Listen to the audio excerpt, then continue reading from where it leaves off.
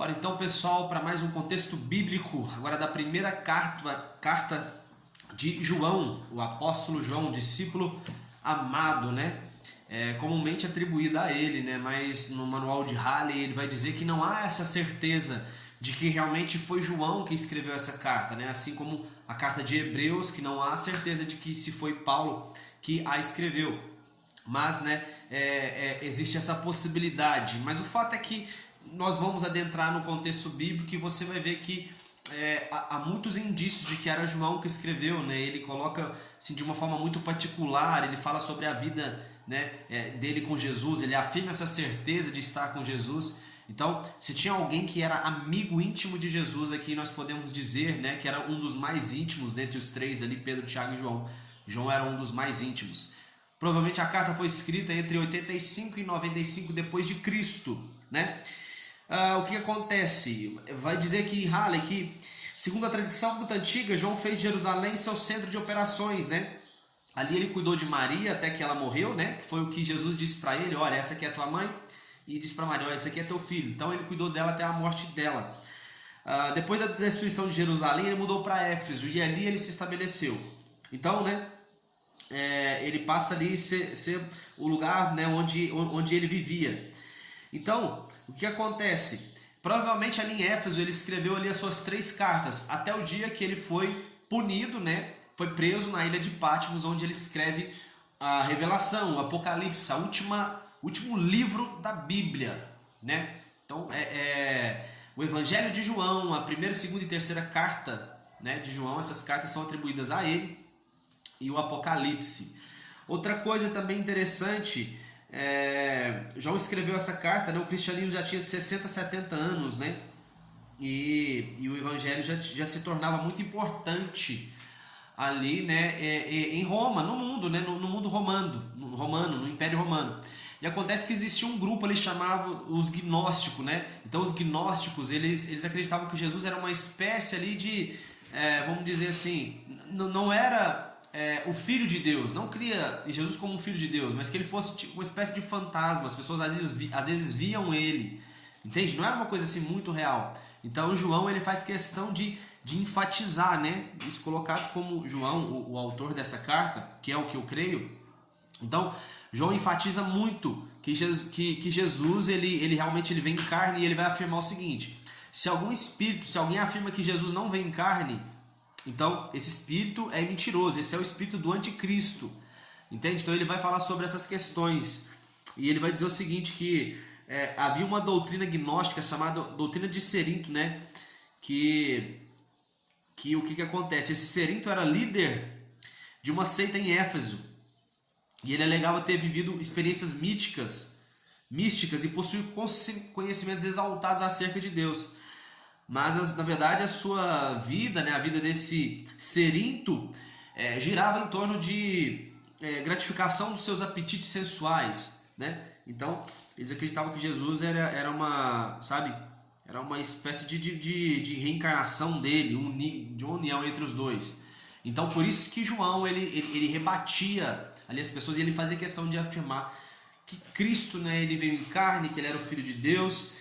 E vamos logo, né, adentrar aqui no contexto bíblico, que vai dizer o seguinte. Olha, ele já começa dizendo: olha, a palavra de Deus se fez carne, né?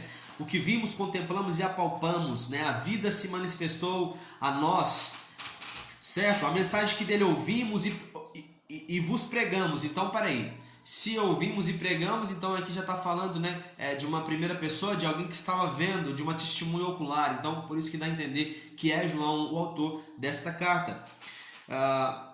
Deus, ele é luz e nele não existe a mínima sombra de trevas. Se caminhamos nas trevas, não temos comunhão com ele.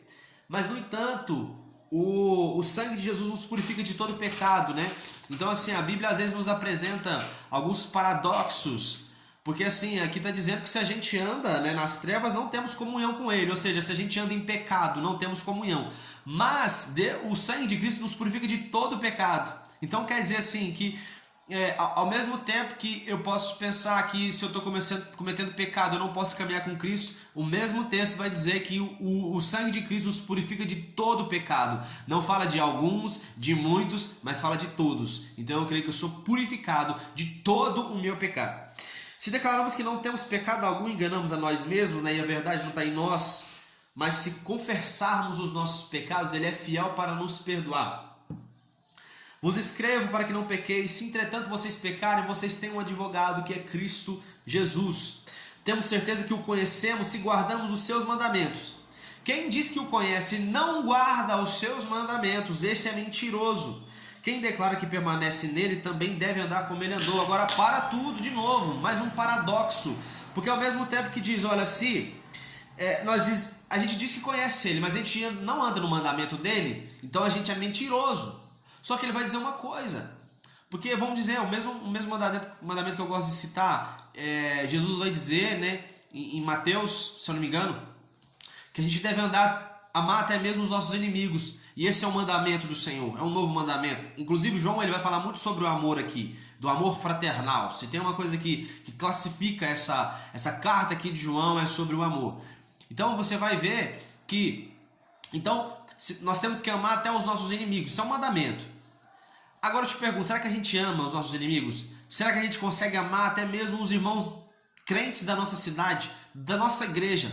Dificilmente não. Então por isso que João, antes de falar que a gente tem que obedecer os mandamentos, quem não obedece é mentiroso, ele vai dizer que se nós pecarmos, se nós desobedecermos, nós temos um advogado. Então, olha só, eu creio que nosso Deus é um Deus que sabe dar melhores presentes do que nós. É o que a Bíblia diz. Então, eu creio que Deus não fez a gente para a gente poder simplesmente viver aqui na terra e ele apontar para nós os nossos defeitos. Não, ele estabeleceu esse advogado, ele fez um sacrifício que nós não podíamos fazer. E nossa missão é crer nele e andar conforme Deus ele apontou nosso coração para essa direção, para amar as pessoas. Então a gente caminha, mas sabendo que se a gente não conseguir, a gente é perdoado por ele. Nós temos um advogado. Certo? Gastei um pouquinho de tempo nisso aqui porque era preciso. Não vos escrevo mandamento novo, senão mandamento antigo, o qual tendes desde o princípio. O mandamento antigo é a palavra que ouviste, mas eu vou deixar um novo mandamento. Aquele que está na luz e odeia seu irmão, ele continua sob trevas. Então é um nível. Cara, quem é que consegue ter comunhão com todos os irmãos? Não consegue não. E está falando do irmão, não é o irmão mais próximo, não é o irmão mais chegado, é irmão. E se todo aquele que aceita Jesus é feito filho de Deus, eu também aceitei, fui filho de Deus, então nós somos brothers e irmãos, cara. Todo crente, então, vamos dizer assim, todo ser humano que aceitou Jesus é meu irmão. E se eu odeio ele, eu não estou na luz, eu não estou em Cristo, cara. Por isso que nós cremos na graça do Senhor. Aleluia. Filhinho, vos escrevo porque seus pecados foram perdoados. Pai, vos escrevo por quanto conheceis aquele que é desde o princípio. Jovens, vos escrevo porque venceste o maligno. Criança, vos escrevi porque conheceis o vosso Pai. Pais, vos escrevi porque conheceis aquele que é desde o princípio. Jovens, vos escrevi por quanto sois fortes e a palavra de Deus permanece em vós. E vocês já venceram o maligno. Uma série de ensinamentos para os jovens, para os pais, né? E para as crianças, certo? Olha, não ameis o mundo nem o que existe nele. O mundo passa, entretanto, o que faz a vontade de Deus, esse vai permanecer. Vai falar sobre os anticristos, né? Muitos anticristos que vão vir, né? Então, o que acontece? E ele vai dizer, quem é mentiroso, né? Senão aquele que nega que Jesus é o Messias. Aquele que não acredita no Pai nem no Filho, esse tem o espírito do anticristo, certo? Permanecer no Filho, a promessa que ele fez nos é a vida eterna. Todo aquele que pratica a justiça é nascido de Deus, né? Fala sobre os verdadeiros filhos. Antes ele estava falando sobre o espírito do anticristo. Quem nega a Deus, quem nega a Cristo, tem o espírito do anticristo. A vida santa dos filhos de Deus. Quando ele se manifestar, seremos semelhantes a ele. Todo aquele que tem plena confiança purifica a si mesmo. Todo aquele que tem plena confiança. Cara, eu tenho que ter plena confiança na minha salvação. Eu vou me purificar com isso. Sabe, eu estava lendo o Halley, né, o manual de Halley, e ele até falava sobre essa questão, que será que a gente tem certeza da nossa salvação. E olha, eu tenho que ter certeza da minha salvação sim. Eu tenho que viver como alguém que é salvo, porque se eu não acredito que eu sou salvo, cara, quem é que vai acreditar por mim? Eu que tenho que acreditar, mas eu vou ser julgado por Deus quando eu for para lá. Mas eu creio na minha salvação, eu vivo como alguém que está salvo. Percebe? Todo aquele que permanece nele não vive pecando. Toda pessoa que continua no pecado não viu, nem tampouco conheceu.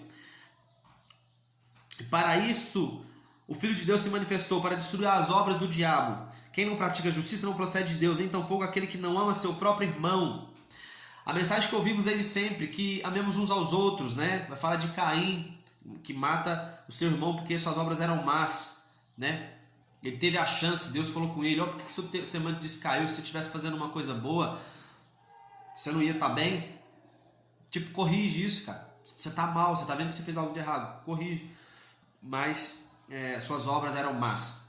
Quem não ama permanece na morte. O significado do amor: Cristo deu a vida por nós e devemos dar a nossa vida por nossos irmãos. Olha o nível que Deus está querendo elevar, dar a vida por nossos irmãos. Então a gente vai vendo, cara, a gente não consegue amar, a gente não consegue chegar nesse nível não. Dar a vida pelos nossos irmãos? Não chega não. Mas agora, eu devo correr atrás disso? É claro que sim. Eu estou até partindo agora, né, até saindo um pouco do contexto, mas falando daquilo que eu acredito, porque é uma carta que às vezes nos apresentam paradoxos, ou às vezes, né, ela quer nos mostrar coisas que nós não conseguimos viver. Entende? Mostra coisas que nós realmente não conseguimos, cara. Quem é que consegue viver isso aqui? Ninguém consegue. Agora, falando isso, eu estou indo contra a palavra do Senhor? Não. Eu só estou mostrando que esse Deus que nós cremos, Ele não quer que... Ele não vai nos punir se a gente não chegar nesse nível, mas Ele quer que a gente busque isso. Percebe? Então não tem ninguém na terra que tem que cobrar, você tem que obedecer, você tem que fazer isso, né? Vamos se arrepender. Todo mundo tem que se arrepender, cara. Mas todo mundo também tem que se alegrar pela graça que Deus nos concedeu. Ele fez algo que nós não poderíamos fazer. Se tem um apelo que nós temos que fazer na igreja também, é de chamar as pessoas para se alegrar com a graça, com o favor imerecido que Deus nos deu. Não amemos de palavras nem de boca, mas de atitudes em verdade. Se o nosso coração nos condena, Deus é maior que o nosso coração. Se o nosso coração nos condena, Deus é maior que o nosso coração. O mandamento de Deus é que creiamos no seu Filho e amemos uns aos outros. É um mandamento que Deus já deixou. Amai a Deus sobre todas as coisas e ao próximo como a ti mesmo. Todo espírito que confessa que Jesus vem em carne é de Deus, né? Contrapondo aquele espírito o espírito do anticristo, que não confessa que Jesus veio em carne, né? Voltando a dizer, o contexto da época que você via que havia o gnosticismo, né? Estava muito forte, então eles não acreditavam que Cristo era o Filho de Deus, que tudo, eles juntaram um monte de fábulas, inventaram histórias sobre Jesus, mas agora nós temos aqui o relato, nós estamos contextualizando a vida de uma testemunha ocular, né? Que esteve com Cristo, certo? O espírito do anticristo é este que já está no mundo, né? Vocês já venceram os falsos profetas, porque maior que está em vós do que o que está no mundo. Eles são mundanos, por isso falam com o que pertence ao mundo. Quem ama é nascido de Deus, Deus é amor. Perceba, cara, sempre falando sobre amor. Deus é amor, nós aprendemos aqui nessa carta. Não amamos a Deus, Ele nos amou e nos enviou seu Filho como propiciação pelos nossos pecados. Nós não amamos a Deus primeiro. O amor primeiro partiu de Deus e depois que nós amamos Ele. Então Ele nos ama primeiro. Se amamos uns aos outros, o amor de Deus é aperfeiçoado em nós. Deus é amor e aquele que permanece no amor permanece em Deus. O perfeito amor, ele lança fora todo medo. O medo, ele pressupõe punição. Então, aquele que teme não está aperfeiçoado no amor. Então, eu não tenho que ter medo de Deus. Eu tenho que ter medo. Olha, cara, eu estou com medo de Deus porque eu não estou indo na igreja. Eu estou com medo de Deus porque eu não estou obedecendo os mandamentos. Cara, não é esse Deus que a gente serve, não. Não é um Deus que quer colocar medo em nós. Ele quer colocar a sua palavra, o seu amor em nós. Isso sim. Nós o amamos porque Ele nos amou primeiro. Quem não ama seu irmão que vê, não pode amar a Deus que não vê. Todo aquele que crê que Jesus é o Cristo é nascido de Deus. E todo que é nascido de Deus vence o mundo. E esse é o triunfo que vence o mundo, a fé em Cristo Jesus. Quem é que pode vencer o mundo? Somente a pessoa que crê que Jesus é o Filho de Deus. São três que proclamam testemunho: o Espírito, a água e o sangue. Então, mais uma passagem que nos lembra João, que estava ali na cruz, e ele viu o soldado vazando o lado ali de Jesus e vazou água e sangue, né? Então, é algo que pode nos indicar essa passagem dos três que proclamam testemunho, né? O Espírito Santo, a água e o sangue. Deus nos concedeu vida eterna e essa vida está no teu Filho Jesus. E para fechar, vos escrevi a fim de saber que tens a vida eterna e a vós que creem no nome do Filho de Deus. Todo que crê no Filho de Deus, esse tem a vida eterna. Crê em Jesus. E se estamos certos de que Ele dá atenção a tudo quanto lhe rogamos, estamos convictos de que receberemos os pedidos que temos feito.